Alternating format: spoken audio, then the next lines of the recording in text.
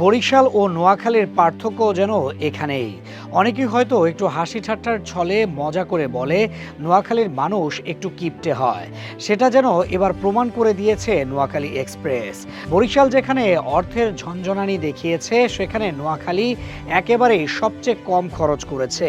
বিপিএলে প্রথম আসর খেলতে এসে চমকে দিয়েছে সবাইকে। তবে সেই চমক আর স্থায়ী হয়নি।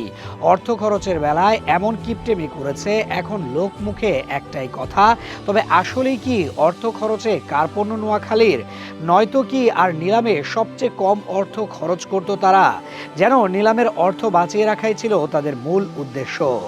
বিপিএল এর 12তম আসরের নিলামে স্থানীয় খেলোয়াড়দের জন্য নির্ধারিত সর্বোচ্চ বাজেট ছিল 4,50,00,000 টাকা। তবে কোনো দলই সেই সীমার কাছাকাছি পর্যন্ত পৌঁছায়নি। সবচেয়ে বেশি ব্যয় করেছে রংপুর রাইডার্স, 4,16,00,000 টাকা। তাদের পরেই রয়েছে চট্টগ্রাম রয়্যালস, যাদের খরচ 3,87,00,000। অন্যদিকে সর্বোচ্চ 13 জন স্থানীয় ক্রিকেটার দলে নিলেও রাজশাহী ওয়ারিয়র্সের মোট ব্যয় তুলনামূলকভাবে কম, 3,81,00,000 টাকা। তালিকার নিচের দিক থেকে দেখলে সবচেয়ে কম খরচ করেছে নোয়াখালী এক্সপ্রেস। মাত্র 2,63,00,000 টাকা ব্যয়ে দল সাজিয়েছে তারা। এতেই আসলে বোঝা যায় অর্থ খরচে কত কার্পণ্য করেছে তারা।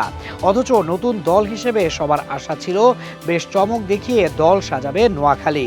নামে এক্সপ্রেস রেখেছে ঠিকই, তবে এক্সপ্রেসের ধারা বজায় রাখতে পারেনি। সিলেট টাইটান্সের ব্যয় 2,74,00,000 আর ঢাকা ক্যাপিটালস খরচ করেছে 3,38,00,000 টাকা।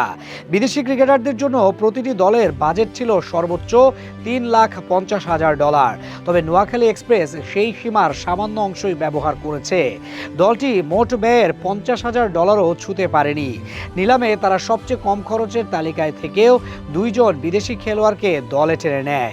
ইহসানুল্লাহ খানকে কিনেছে $26,000 আর হায়দার আলীর জন্য ব্যয় করেছে মাত্র $20,000।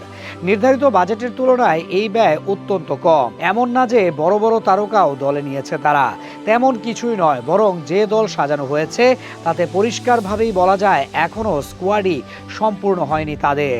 চলুন দেখে নেওয়া যাক এক নজরে নিলাম শেষে নোয়াখালীর স্কোয়াড। দেশি খেলোয়াড় কিনেছে মাহিদুল ইসলাম অঙ্কন, এর দাম 35 লাখ। জাকের আলী অনিকের দাম 35 লাখ। হাবিবুর রহমান সোহানকে নিতে খরচ করেছে 50 লাখ। নাজমুল ইসলাম অপু, মোহাম্মদ আবু হাশিম, মুশফিক হাসান, শাহাদাত হোসেন দীপু, রেজাউর রহমান রাজার জন্য খরচ সমান 18 লাখ করে। এদিকে মেহেদী হাসান রানা, সৈকত আলী, সাব্বির হোসেনের পেছনে খরচ 14 লাখ। বিদেশি খেলোয়াড় হিসেবে নিলাম হতে ইহসানুল্লাহ খানকে দলে নেয় $26,000 ও হায়দার আলীর পেছনে খরচ করে $20,000।